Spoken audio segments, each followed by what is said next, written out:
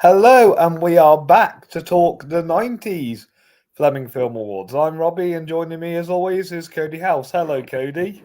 Hey, Robbie, thanks for having me again. Always a pleasure to be here. Um, Most of these movies I did not see in the theater, even though I was alive for all of these movies when they came out. Yeah, but you were probably like 10 to 15 when these films were out.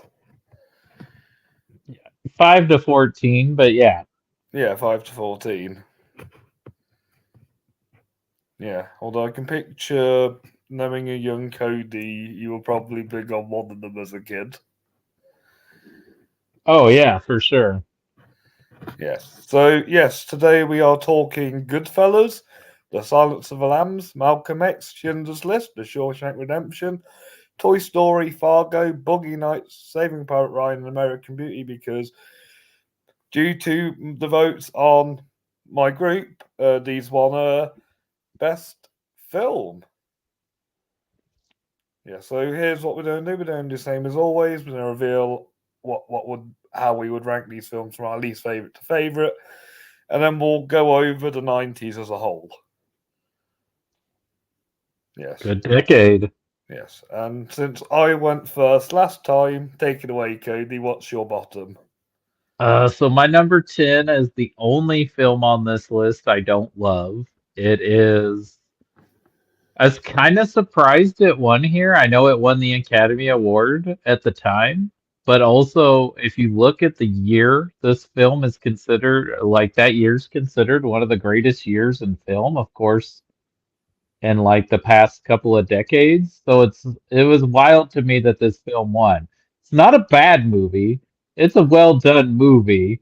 And I guess we can't fault the movie itself, even though the lead actor and the character he's playing is kind of cringy.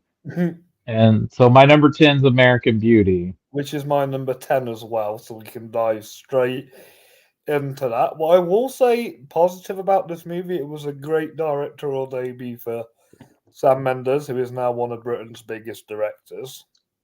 For sure. I mean, there's a great performances.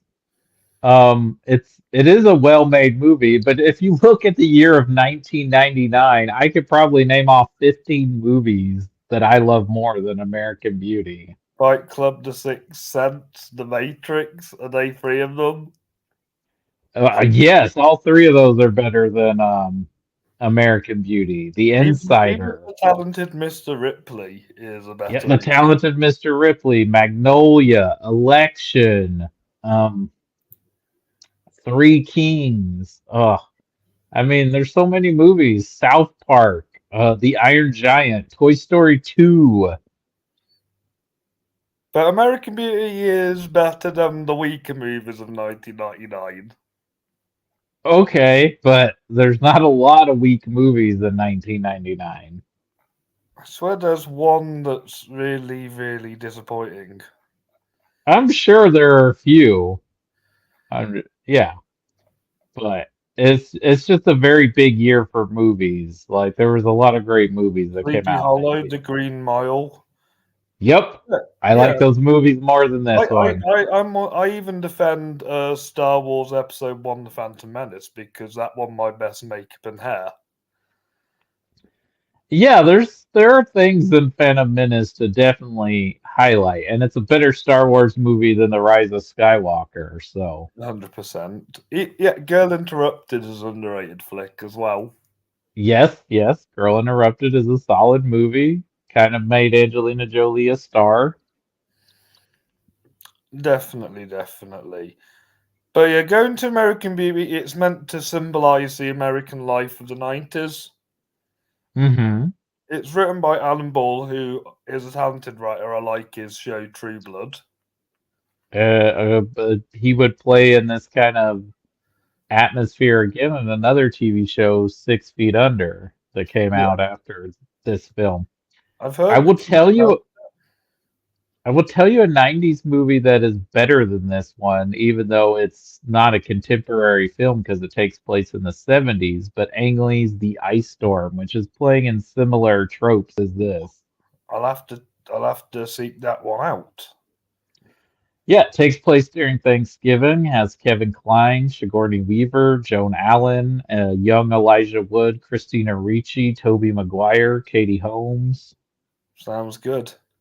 Yeah. Sounds good. But besides Kevin Spacey, and I know I'm trying to separate art from the artist here because he does give a good performance. But I think Annette Benning's better.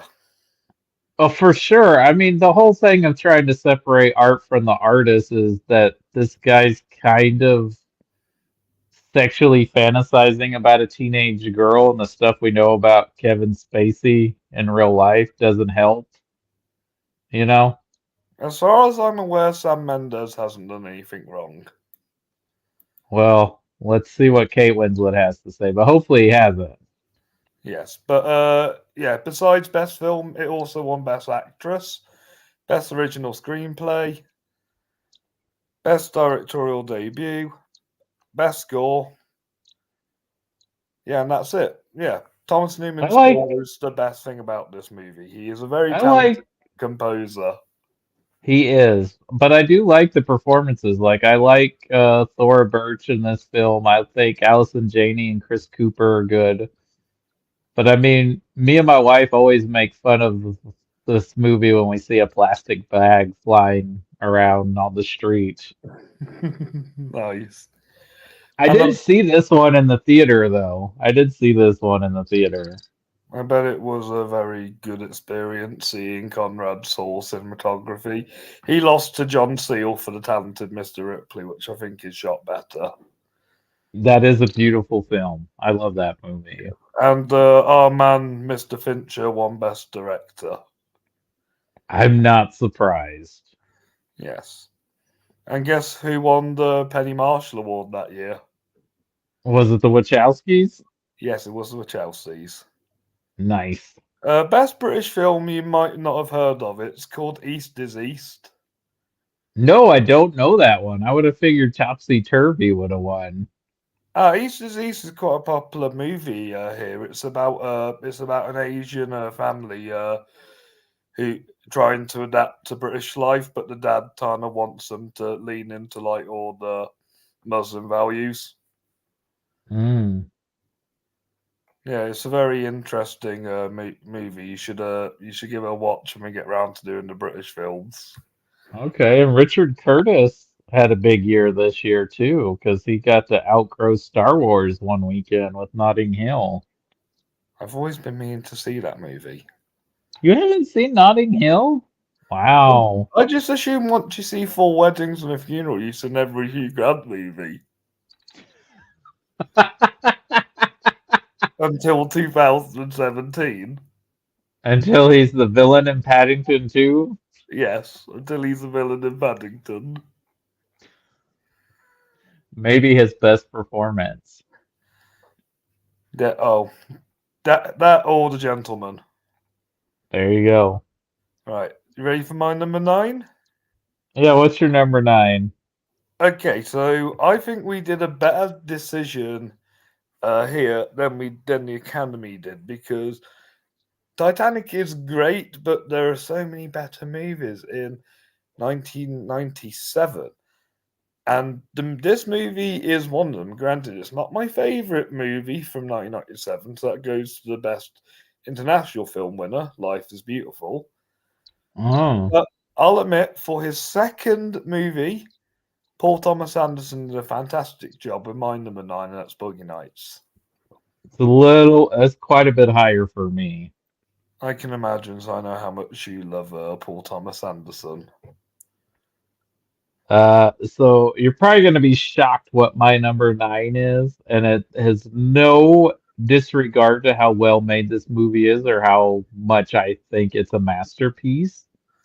It's just the subject matter. It's not very rewatchable, and it's not my favorite of this filmmaker's films, but it's an incredible movie, and it's the movie that finally got him the respect of the critics and the naysayers that said he was just a blockbuster popcorn movie director. And that's Steven Spielberg's Schindler's List. That's a tiny bit higher. I mean, granted, I understand it's an incredible film. The only reason it's number 9 on my list is just because it's not one of those I'm like, hey, let's pop in Schindler's List. No, no, no. From where it's at, the other movies I could rewatch any day for me. Mm. But it's the same reason why I put my number 8 at number 8. So I've only seen it once, and I don't know because it's 3 hours long. I don't know whether I have the time to watch it. I need to watch it again to fully appreciate it because I think not only did this, I've not seen Scent of a Woman, but I know for a fact that this man should have won Best Actor for this role. This is Denzel Washington's fantastic performance in Spike Lee's second masterpiece, Malcolm X. Great movie, a little bit higher for me. Yes, well, yes, we can dive into that one. What's Okay. your number 8? My number 8 is a revolutionary, groundbreaking film. It was the first of its kind. And it will always be in the Hall of Fame for this studio, though it is not my favorite film of theirs, but it was a groundbreaking film, and that's Toy Story. That's just a tiny bit higher, but we can talk about Schindler's List because that's not my number 7. Ah, Yeah, it again. I think this year was Spielberg's year. I just wish that his other movie got in Best Picture and he got a Best Director nomination for the other movie because it was a year he dominated because he made my favorite movie, Jurassic Park, and this would be second place for sure. But like you said, because it's subject matter, it's not the film you say, oh, well, let's watch Schindler's List tonight. right. I mean, it's an incredible, powerful movie based on a true story. It Yes, it puts Spielberg up in the Hall of Fame of directors. I mean, he was already one of the biggest, most powerful people in Hollywood, but this cemented him as a legend. And it's a personal film, so because he is Jewish, and it's got incredible performances. I mean, Ray Fiennes is terrifying in this film. I think he's more yes, terrifying in this than he is as Lord Voldemort. yes, definitely. Liam Neeson, everyone, used to be a dramatic actor. He does very good in this. You And he got actually does an accent. Yep, you got Ben Kingsley. Is This is the first film he shot with Giannis, right? This is the first film Giannis shot for Yes, Spielberg. yes. Before he had different go-to cinematography days. Dean Cundy is one of his best who shot Jurassic Park with him. hmm But I mean, this movie's iconic for how it's shot because it's shot in black and white due to the time period the film takes place and the subject matter. But we've got that iconic scene of the girl in the pink dress. You know, Yeah, it's it's just a powerful, moving movie, and it makes sense that this is the film that gets Spielberg his Oscar. definitely, definitely, and it got him his first Fleming, no, third Fleming. He's won Best Director 2 times before this, and Mm. Stinger's List as well as Best Film, Best Director. It also won Best Adapted Screenplay, Best Cinematography, Best Editing, and Best Production Design. All solid wins. And Jurassic Park won Best Score, Best Visual Effects, and Best Sound Design. Nice. Oh, and third place would be Jane Campion's Piano, which won both Actress Award and the Penny Marshall Award and Original Of Screenplay. course. Of course. So it makes sense why Jane beat him in 2021. Only revenge, huh? So it's funny, your number 7 Schindler's List, because my number 7 is the other Spielberg movie on this list, Saving Private Ryan. Okay, we will talk about that in a little bit because that's a little bit higher. So I love that movie. It got me realizing that Spielberg was a top director. But my number 6 is Toy Story. Yeah, I mean, come on, this is yeah, like you said, groundbreaking. It's really well done, and I was trying to explain to people how it holds up, and they kept saying, "Oh, the animation looks terrible now," and I'm like, "It didn't for 1995." I don't think the animation looks terrible. I think it looks great still. And they essentially made a buddy movie. I mean, that's kind of the Pixar mold in a lot of their films. But like, this is a buddy movie, but it's really well done, and it's something a child's always imagined, right? What if my toys were real? Yeah, definitely. And you have Tom Hanks, Tim Allen, who are solid. Yeah, that's perfect casting choices for both characters, honestly. They both give really good performances. Definitely, definitely. And was Randy Newman famous before this movie? Oh yeah, he's been around for 20 plus years, but I mean, this definitely put him in another echelon of fame after this. Because he's written some of the greatest songs for movies. Yeah, and I think this isn't the first movie he did a song for, but this definitely made him a household name for people who probably didn't know who he was, other than some people who were into his music. Yeah, because sometimes when I'm talking about Thomas Newman to people, I have to refer to him as Randy Newman's cousin Thomas. So more people would know Randy Newman than Thomas Newman. Yeah, Yeah, and you'll be happy with the cinematography winner, who was that? Heat. Oh yeah, Eat. Yeah, and That's a movie. my guy Wonka Y1 for Fallen Angels original screenplay and international film. Nice. Toy Story 17 best film, best score, Hmm. Hmm. best original song, best voice acting, best animated film, and Hmm. best directorial debut. There you go, John Lasseter. One of the few awards you'll get. Yes, one of the few awards that you will get. And Marty won best director for Casino. I don't know what it is, but I feel like that should have been the movie he should have won for. Really? Casino instead of Departed? Well, as well as Departed, he should have won for Casino. Yeah, okay. Interesting. I mean, I like Casino, but it's not one of my top Scorsese movies. It's just the acting he gets out and like the whole production behind it. Oh yeah. I mean, when is Scorsese phoning it in? Never. Never. Ed Harris won Best Supporting Actor for Apollo 13. Ashley Judd won for Heat. Angela Bassett won Interesting. for Strange Days. Good for her. And Marty won Adapted Screenplay for Casino. You like what Interesting. won Best British Film that year? GoldenEye. Oh yeah, GoldenEye.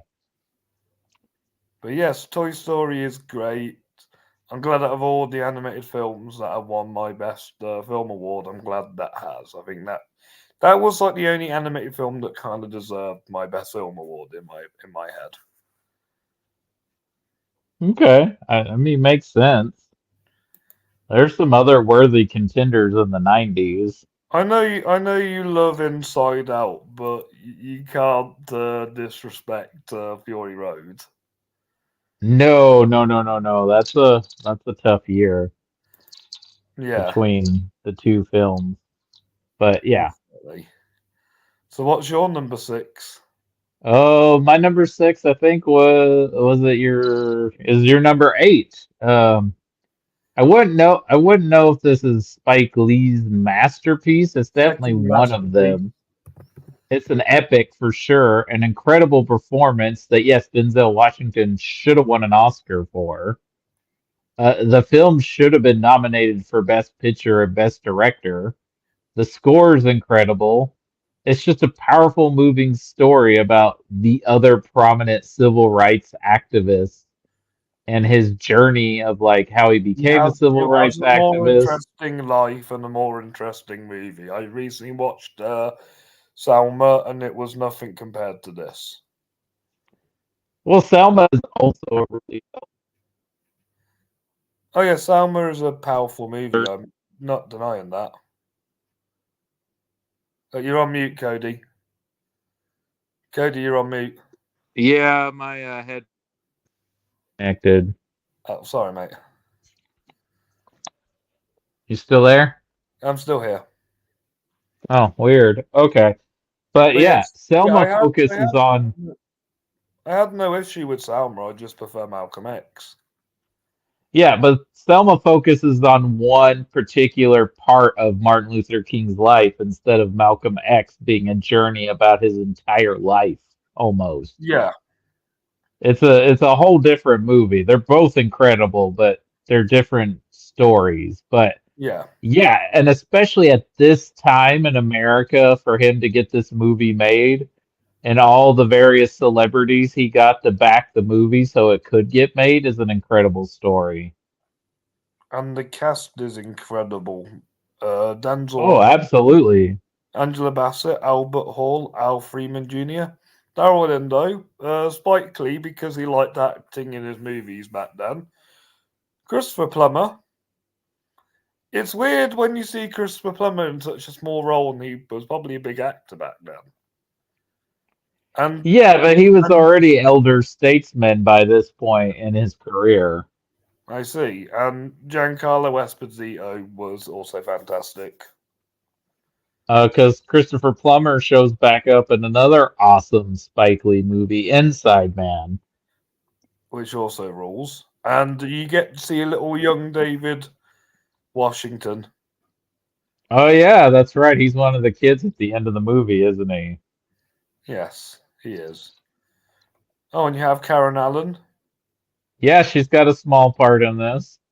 and Debbie Mazza, who I know best from Batman Forever. That's where you know her best from. Okay, because she's in one of the other movies we're going to be talking about. Oh, so she is. Yep. So she is. Yes, but yeah, Malcolm X, incredible. I recommend everybody in the world to see Malcolm X.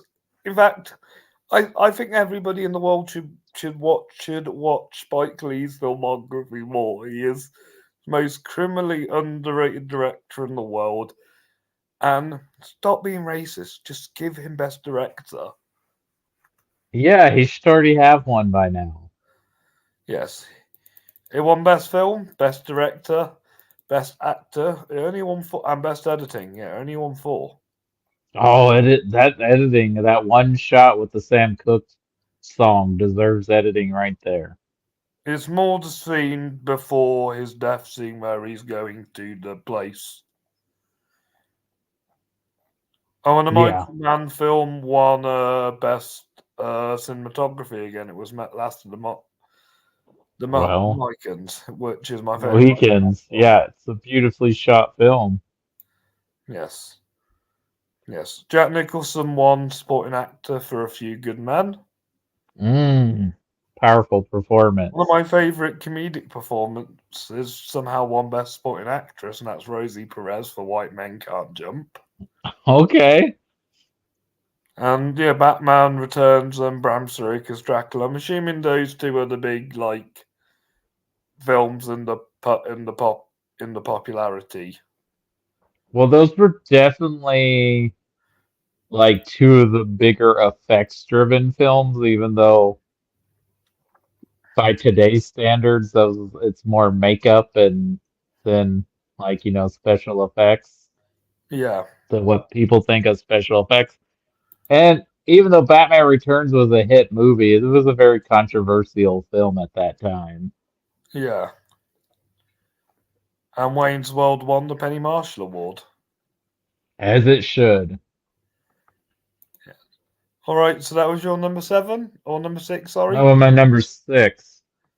Okay, my number 5 I think is going to be a little bit more higher on your list. Okay. Because although it is great, it's only my third favorite movie from the year 1994. This is one that we should do an episode on for my other series. Absolutely. And this has been hailed as one of the greatest films of all time. I've spoken to this movie before with you, Cody, when we're talking about Stephen King movies. This is perfect. It's got fantastic cinematography, a beautiful score, and an amazing production design. It's The Shawshank Redemption. Yeah, it's gonna be higher on my list. I can imagine. So it should be. So it should be. So what would be your number five? Well, my number five was your number nine, and yes, that's the incredible sophomore effort by Mr. P.T. Anderson with Boogie Nights. This movie is incredible. It's fast paced. It's for a movie that's almost 3 hours long. This movie goes by pretty fast. It's got some one of Mark Wahlberg's best performances. A great performance by Burt Reynolds. Just an incredible supporting cast. Julianne Moore, John C. Reilly, Philip Seymour Hoffman, and that's just to name a few. William H. Macy, Ricky Jay. I mean, I just love that this movie is about the underbelly, about how the rise and fall of the porn industry in the 70s and 80s. Yeah. Also, I have a little crush on Heather Graham. Yeah, Heather Graham is Roller Girl. I mean, I can't believe this was his second movie because I mean, Hard Eight or Sydney is a very well-made character drama. But for him to come out of the gate with this as his second film, he's like on a whole other level as a filmmaker with this Yeah. movie. Don Cheadle's in this too. Yeah, Don Cheadle, also great. Like I said, this movie's stacked with actors.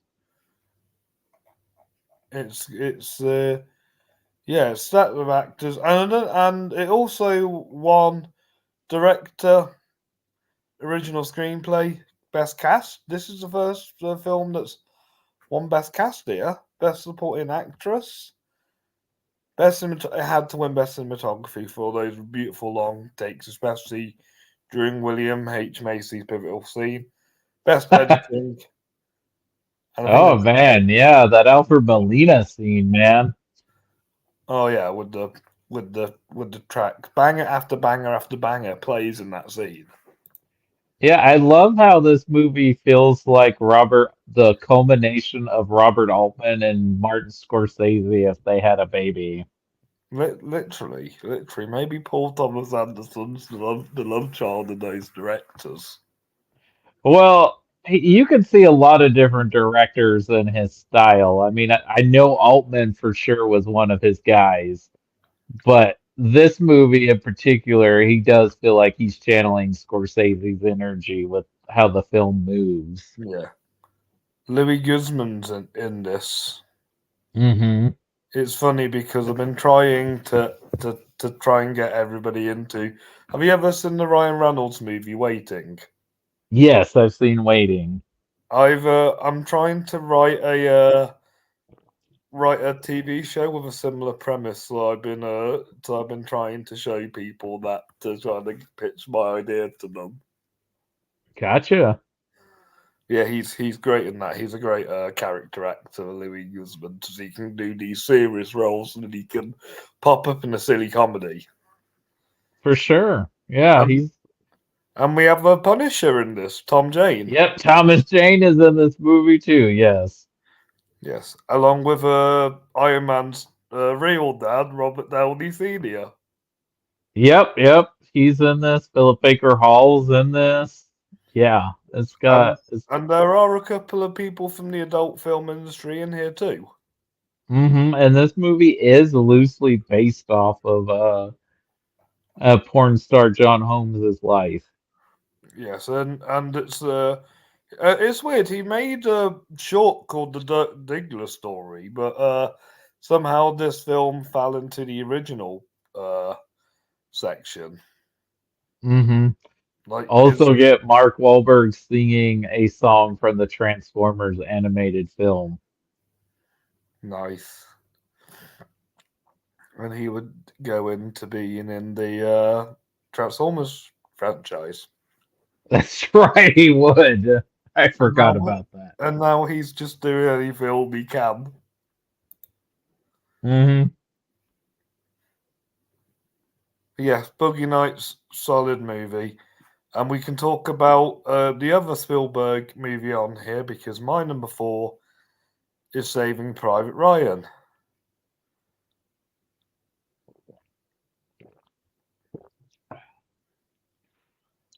Yeah, I mean, what's to say? This movie rules. It should have won Best Picture in 1998.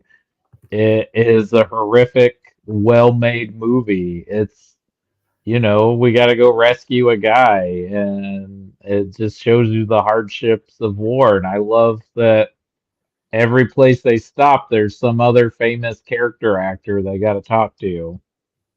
And one of them, so I swear, like there is a, I swear Bryan Cranston's in like the war room in the middle. Hmm. He's one of the ones sending out the letters. Paul Giamatti's somewhere in here. They mistake Yep. Nathan Fillion for Matt Damon at one point. They meet Ted Danson. They meet Dennis Farina. Vin Diesel's with him at one point. Vin Diesel's part of the crew there for a little bit. Yeah. It's a shame what happened to Tom Sizemore. Yes, yes, and in fact, when they were filming this movie, I think they had to put out an insurance claim on him, and I think someone had to follow him around when they weren't filming to make sure he was staying sober. Yeah. Whatever happened to Edward Burns? Hmm. Yeah. I mean, he wrote and directed some films himself. I don't know. I guess, he had a shtick and he did a few things, and then And there are 4 well-known, really good character actors here. Jeremy Davis, Adam Goldberg, Barry Pepper, and Giovanni Ribisi. yep, and I think they're all great in this movie. Yeah, and we got Matt Damon, who's Private Ryan. Yep, fresh off his Oscar win from Good Will Hunting, even though they probably filmed this before that happened because this comes out in 98. Makes But sense, yeah, and Tom Hanks, storming the ship, carrying the movie. definitely. I mean, the best. I mean, what everybody talks about with this movie is the first half an hour, Yep, the D-Day sequence. which is beautiful. And the one thing I always take away from that is leave your helmet on. Yep, leave your helmet on.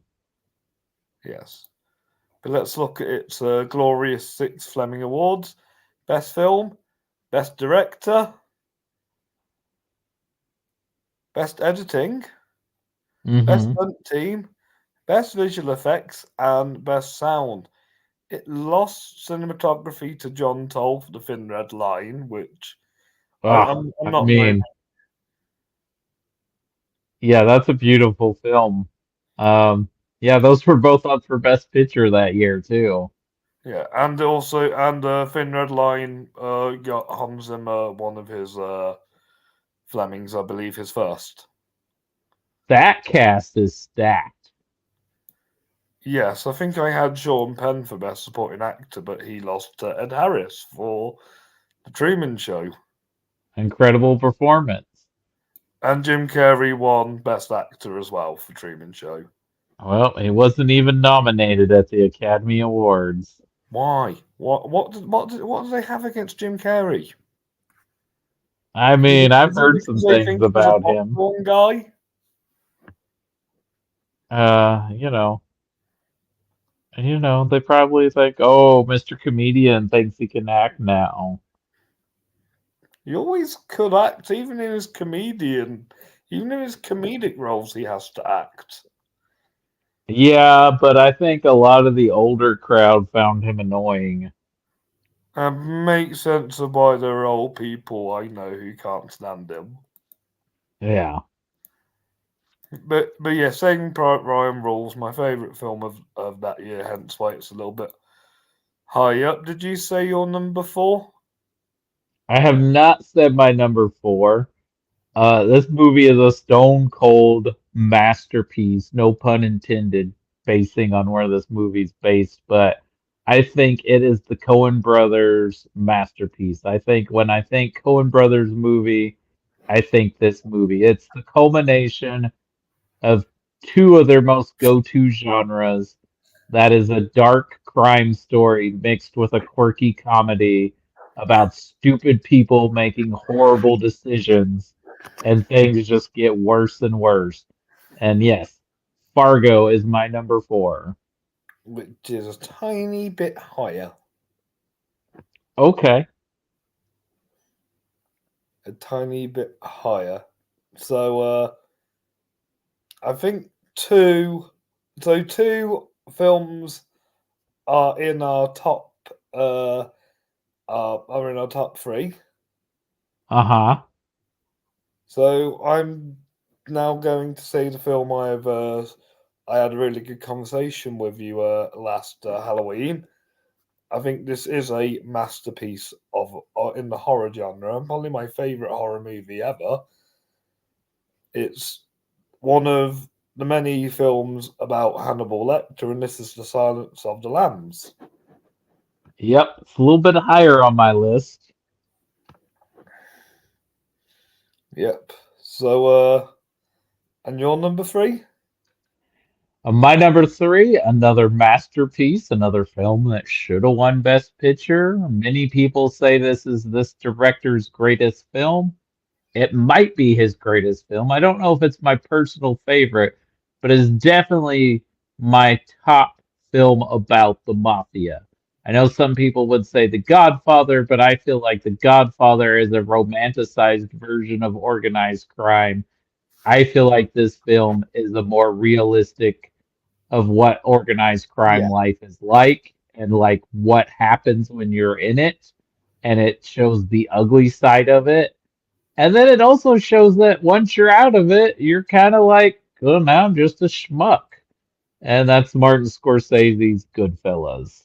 which is a little bit higher for me. Okay.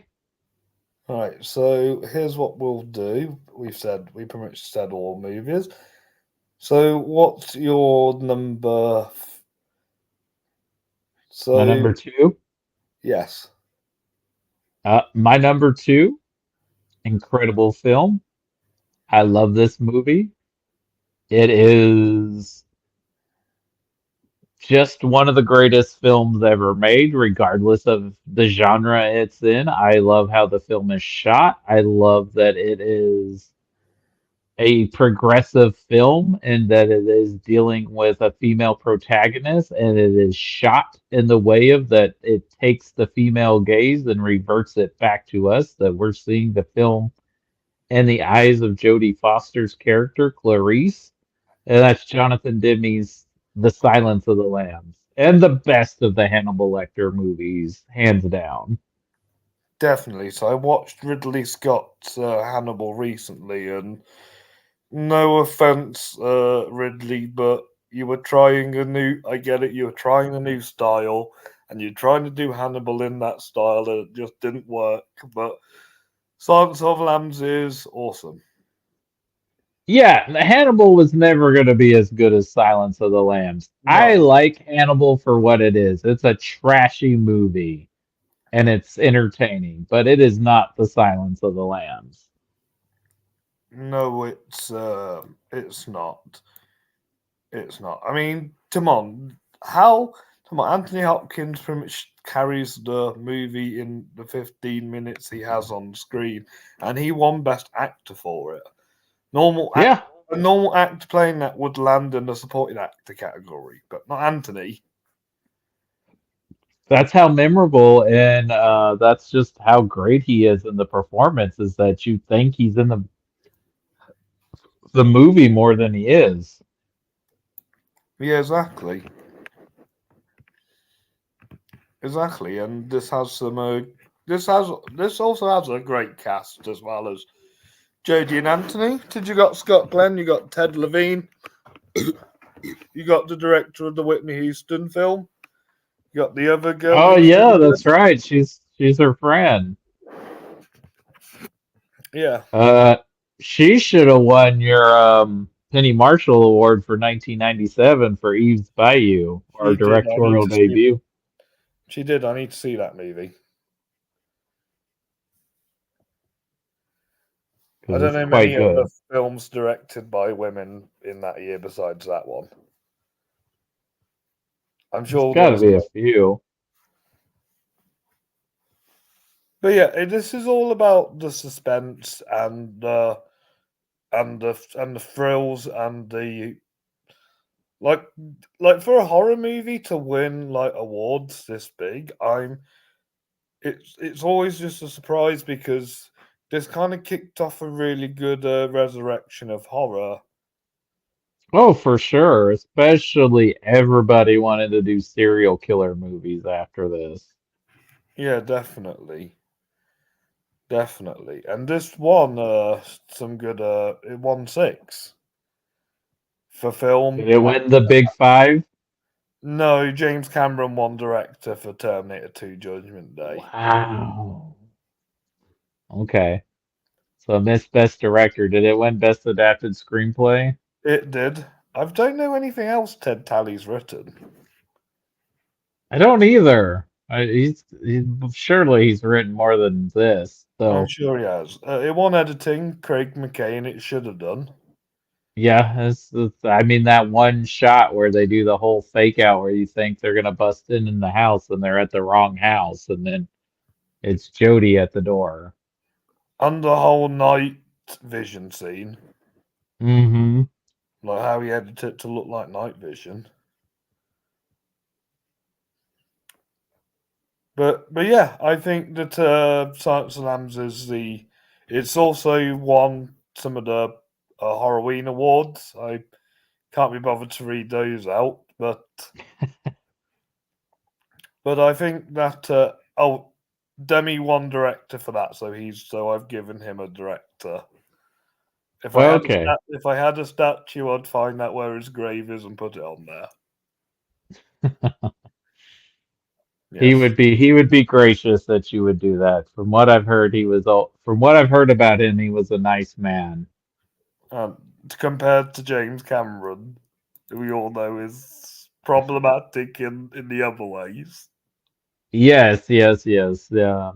Nice is not always a word someone would describe James Cameron. No, but to be honest, I would give a director best director for trying to get a helicopter under a bridge. Well, that guy did not appreciate that shot and punched him after that shot was done. Fuck. But John So, Williams won best score for not JFK. for Hook, right? For JFK. Oh, okay. Thank goodness. His score in JFK is beautiful at the start. Yeah, I know. I was just glad it was for JFK and not Hook. No, Hook's more of the film that would win costume design, production design, and hair and makeup. The only one production, no costume design. I prefer to call it costuming because it kind of lets the whole department share the win, not just the woman or man who's designed the costume. Hmm. Yeah, I 1991 is probably one of my favorite years for film, so it was hard to make nominees for this category. Should have been a lot easier to pick 10 movies, though, for best film. It was easier to pick 10 movies.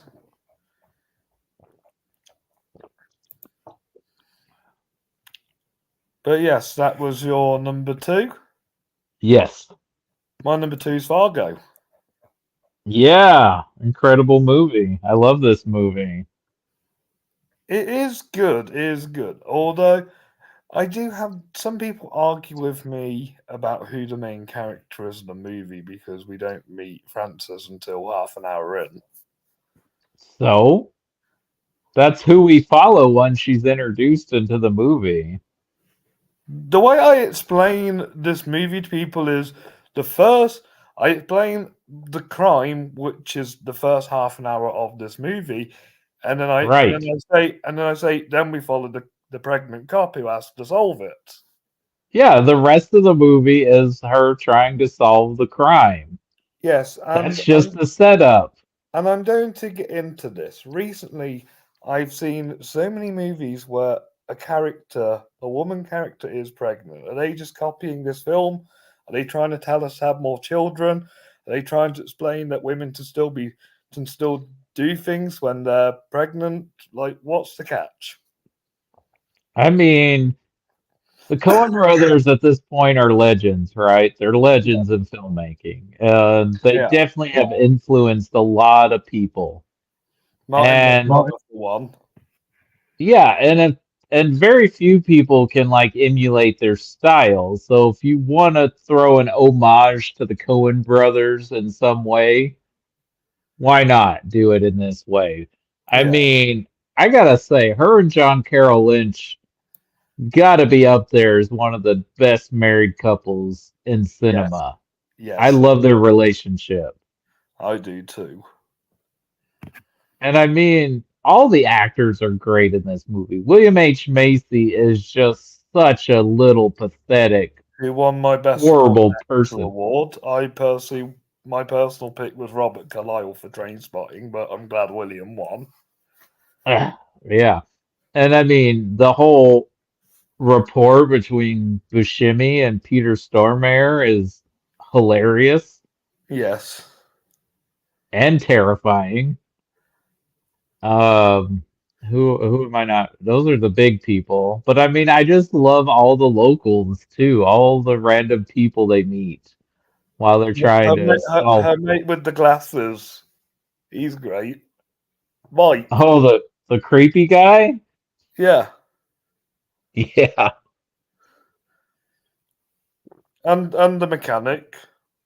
Yep, the mechanic. Also, if you're a B horror movie fan, look closely when Peter Stormare is watching the soap opera on the fuzzy little TV. You see Bruce Campbell. Yes. Ohar Presnell. Yeah, Yeah, he was good. I mean, this movie is just so good. I know, people debate what's their favorite Coen Brothers movie, but I feel like even if this isn't your favorite, this has to be in the top five of their films. When I've showed people this and the Big Lebowski, they majority lean into the Big Lebowski, but I get it because most of my friends are probably into comedy, and the Big Lebowski is more of a. It's more. I describe Fargo and Big Lebowski as these ways.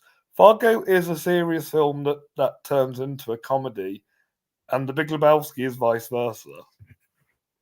Well, yeah, they basically, The Big Lebowski is a detective film mixed with a stoner movie because there's a lot of similarities because you're trying to retrace your steps, you're trying to figure out what's going on, and sometimes you're This lightheaded. this is technically Yeah, a true crime movie. even though it's not based on a true story at I all. thought it. Oh yeah, that's the joke. Yep, it's not real.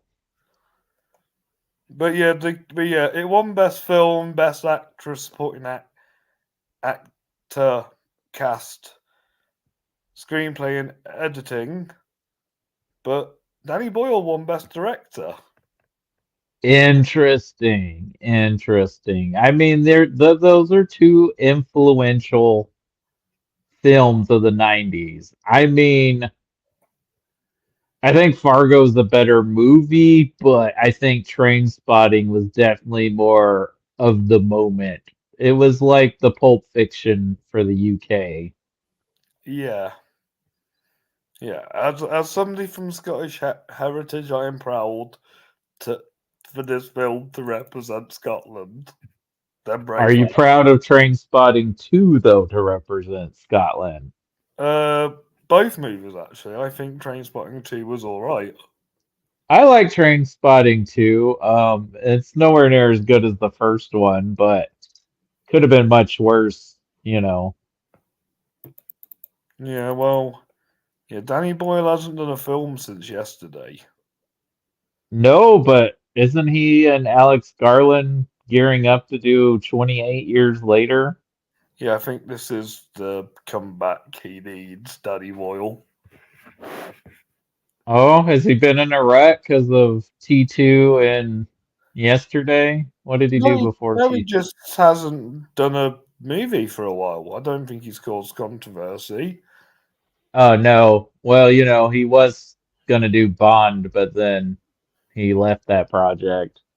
Yeah, and then he did yesterday. I don't blame him. I blame more the writing. Danny Boyle was probably just told what to do by Richard Curtis.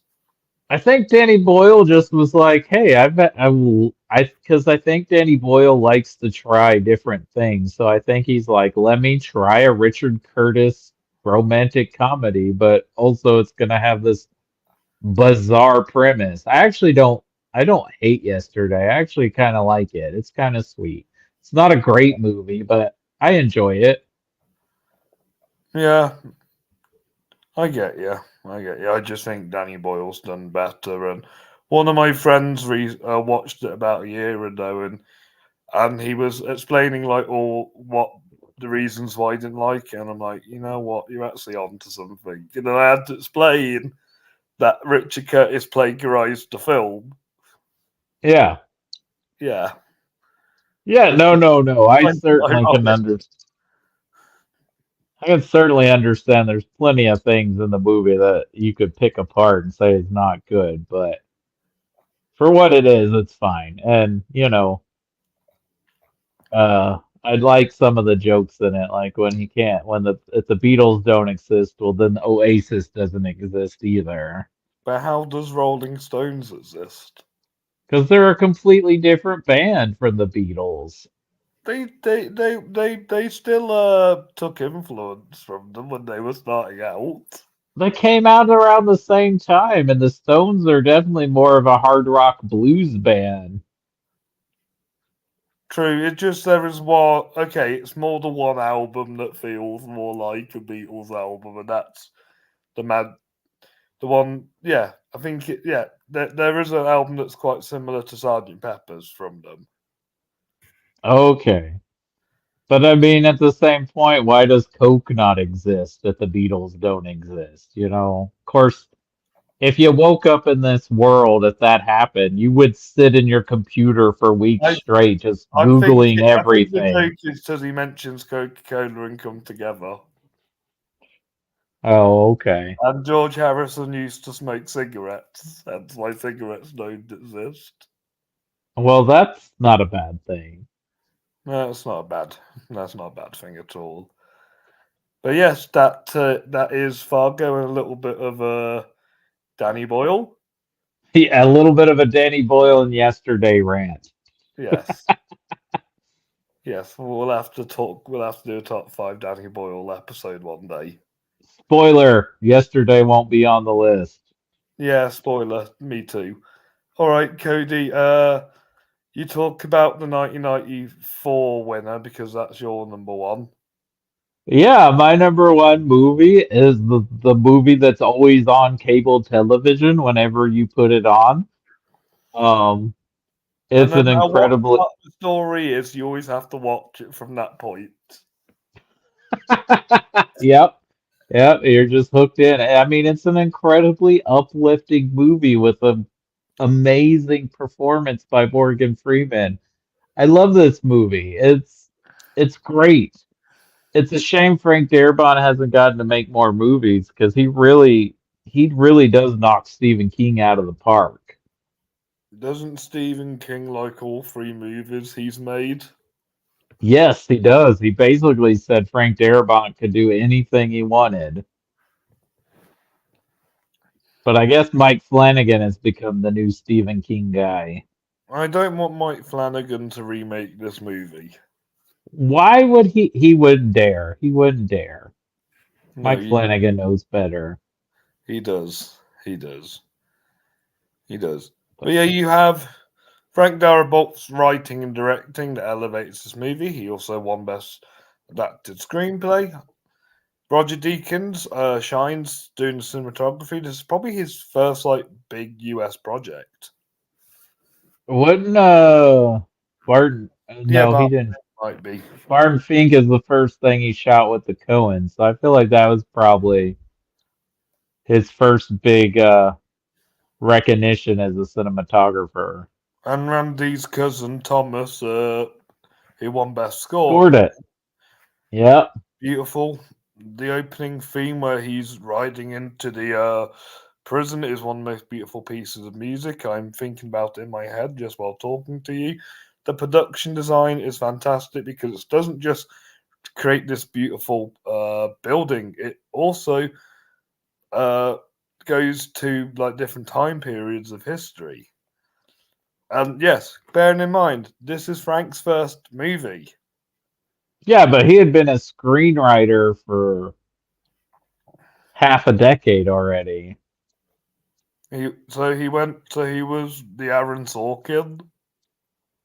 Yeah, he had worked on a lot of different movies. Even wrote the script, helped write the script for Nightmare on Elm Street 3. Nice. Yeah, so yeah, he'd been a screenwriter forever, and this was his directorial debut, which is an incredible directorial debut. And besides Morgan Freeman's amazing performance, you've got Tim Robbins, you got William Sadler, who's quite good in this. Clancy Brown. It's Bob just a great Gunton. movie. Yeah, who's just ultimate Did you know Brad POS. And Pitt nearly played Tommy? no, I didn't know that. Yeah, Brad Pitt nearly played him. Oh, that makes sense. Yeah, especially had this been made earlier. Yeah, yeah. Yeah, that makes sense.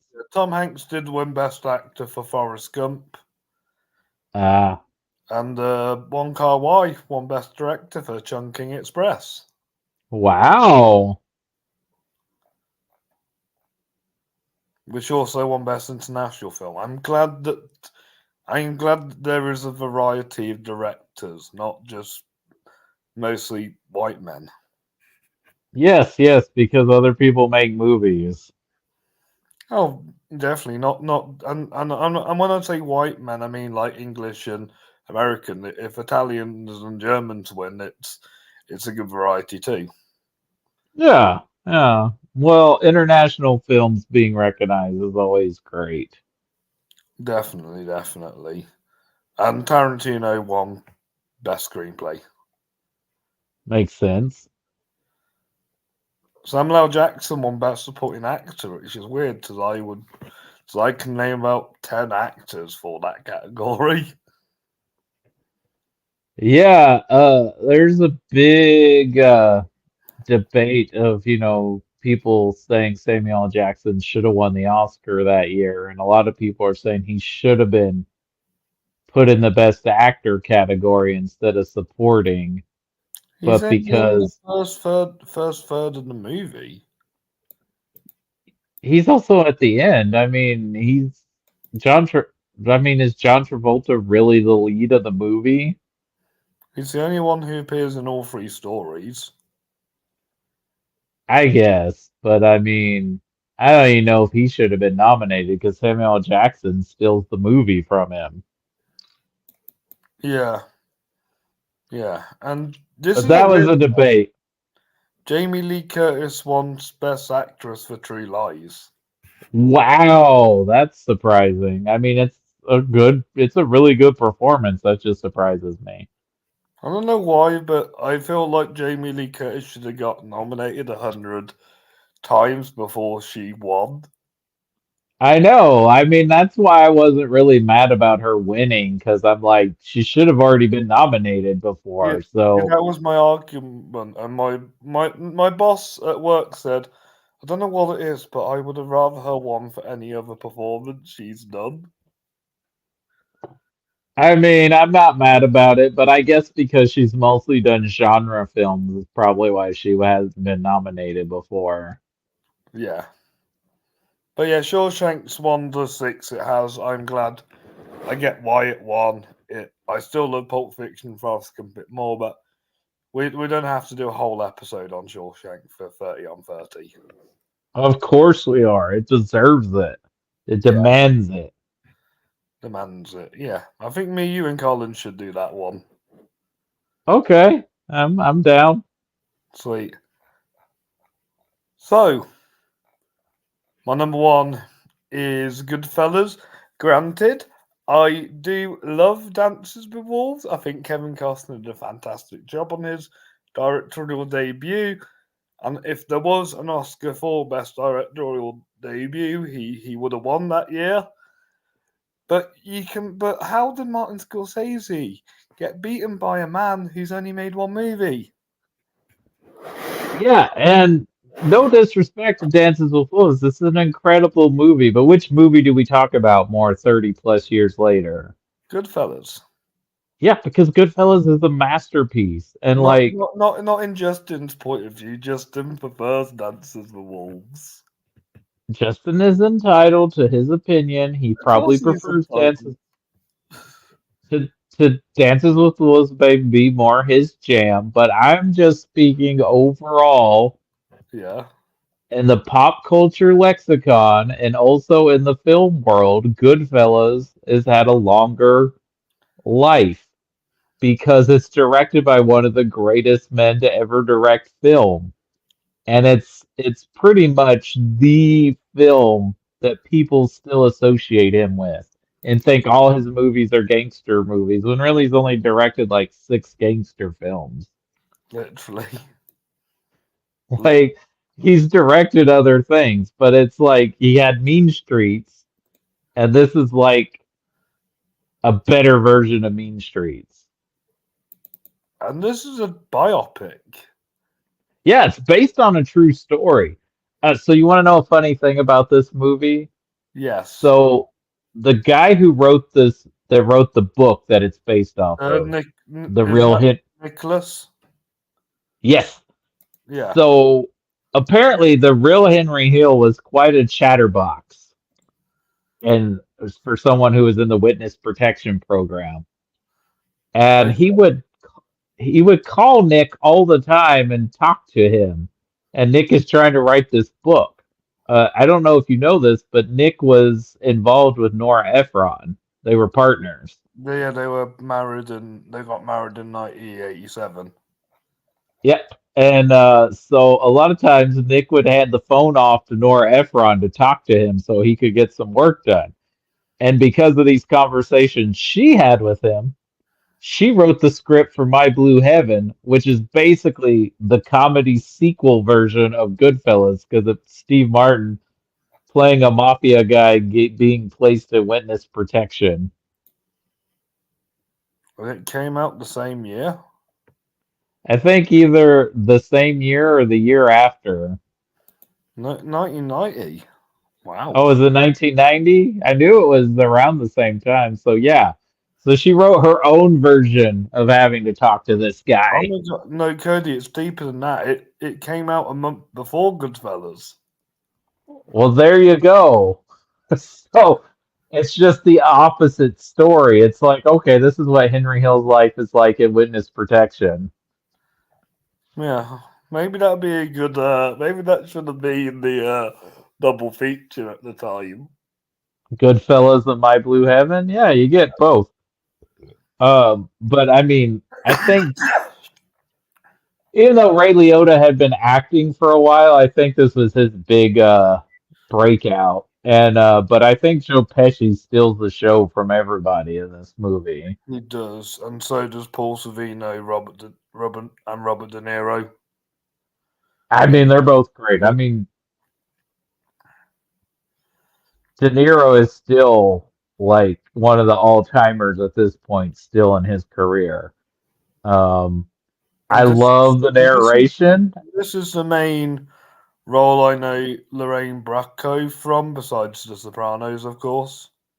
Yeah, yeah, this is basically her big movie, and then she kind of makes some bad decisions or bad film choices after this, and yeah, it's really The Sopranos. And they wanted her to play the wife, and she was like, "No, I already did that." So that's how she got the psychiatrist role in The And Sopranos. then the next film I see her in is that really terrible Pinocchio movie that Tom Hanks was in.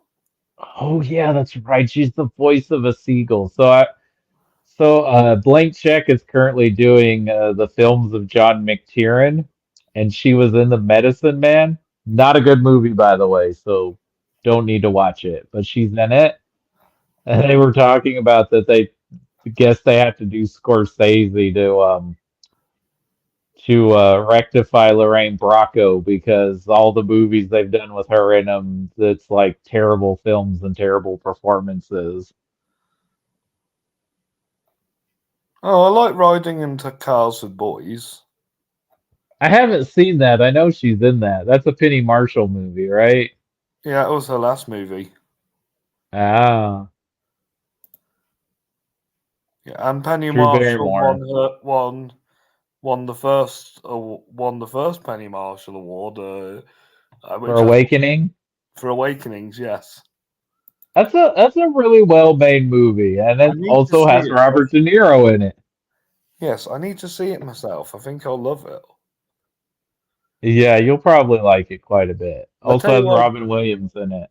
I did love, which I watched the first time. Dick Tracy.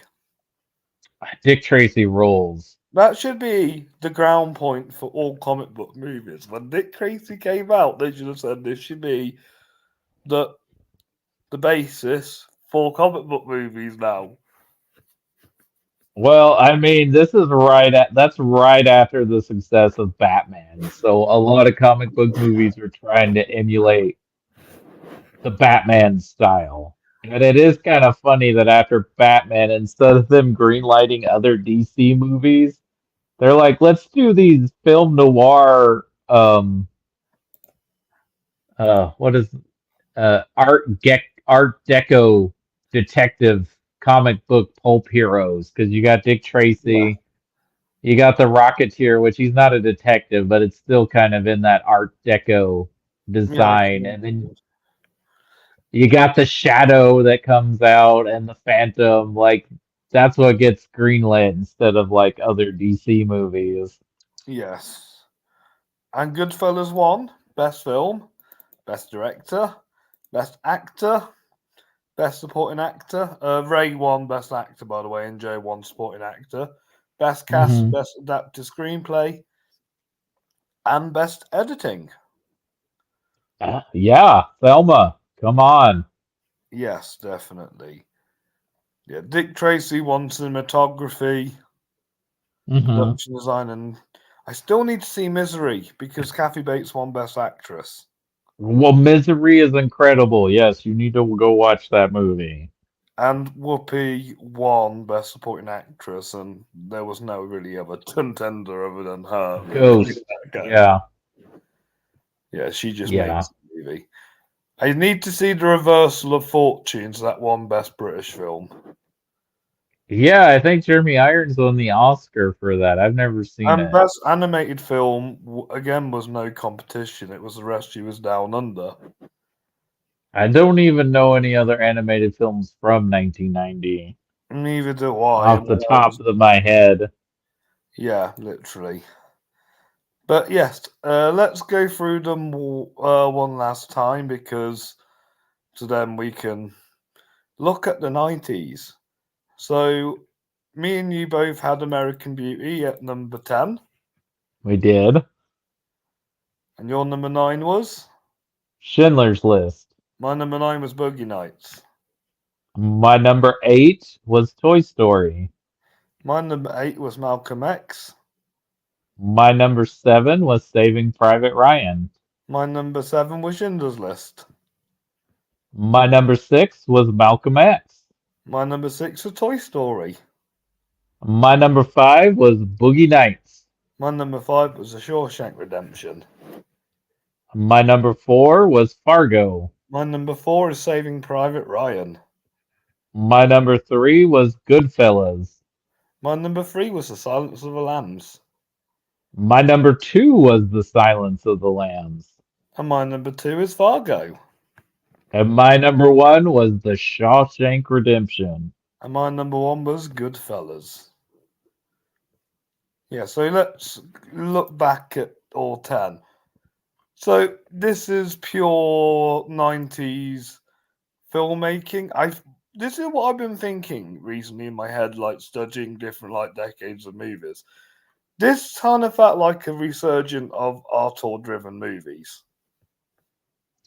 Well, yeah, so you've got a Scorsese, you've got a Spike Lee, you got two Spielbergs, we've got the Coens, and we've got P.T. Anderson. All of those are renowned and respected auteurs. And Jonathan Demme is not a shabby director himself, nor is Darabont or Mendes, but I don't know if Mendes is or Darabont are quite auteurs. Mm, Darabont mainly for not that many movies, and Mendes because he tends to kind of just disappear into the material, and he's more of an actor director because he started out in the stage. yeah, definitely. And I'm assuming with yeah, animated film besides Studio Ghibli, and not many American Western animated films are like known by their director Yeah, I'd say the biggest of them is Brad Bird, right? or Pete Docter to see he's now the top gaff at Pixar. Oh, well, Pete Docter for sure, but he's only done Pixar, so I mean, Brad Bird at least did the Iron Giant outside of Pixar. Yeah, But yeah, Pete Docter, I want Pete Docter to direct one more Pixar movie, so he'll be tied with John Lasseter for most films directed. yeah, definitely. He But needs to do one more. yeah, and all of these like directors besides Spielberg and Scorsese, they're all mainly known for their work in the 90s. Apart from Uh, these more 2010s, uh, he's more well known for Jimmy, stuff all the Jimmy 1970s. started out in the 70s and he has a few movies in the 80s, but this is definitely his biggest movie. And Spike Lee, of course, and the Coens are part of the big I know more people associate the independent boom from the 90s, but the Coens and Spike Lee were there in the 80s, so they were kind of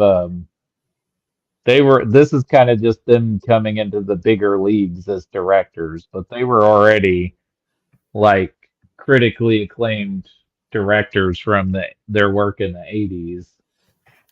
Yeah, definitely. And we have three directorial debut films, and sadly, no international movies this time round. Oh yeah, we do have three. Yeah, no international films in this decade, even though there's a lot of great international films from the 90s. I'd say if I had to pick one, and no disrespect to Boogie Nights, but I would change that to Life is Beautiful. Nah, keep Boogie Nights in there. Don't you like Life is Beautiful? It's fine. It's fine. It's not as good as Boogie Nights. Fair enough. Fair enough. So yeah, that's the 90s best film winners. Then next week we are going to move on to the 80s Ooh. best film winners, and this is your warning, Cody. Make sure you check out Cinema Paradiso this weekend. Yeah, I mean that would be fair. Wouldn't be fair to me to rank something I haven't seen. Exactly. I think yes. And I think we're going to have a really good chat about these 80s movies because even though this is kind of the start of a brand new filmmaking style which died off in 1990, I think we'll have fun talking about these movies. We have spoken about one of these movies before, and I know you're a Oh big yes, we have. I know you were a big fan of Ridley Scott's masterpiece of the 80s. Hmm.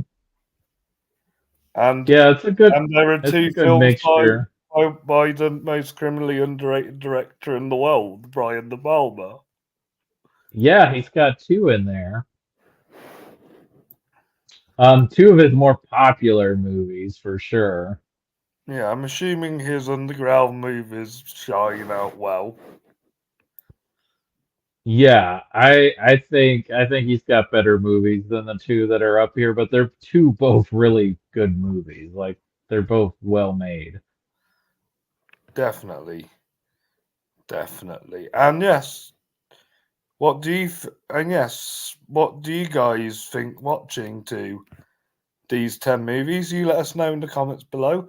If you like more of these videos, make sure you give us a like and subscribe. And we'll see you all next time for the 80s. Cody, it's an absolute pleasure having you once again. I can't wait to talk about these 80s, and I can't wait to hear your thoughts on Cinema Paradiso for the first time.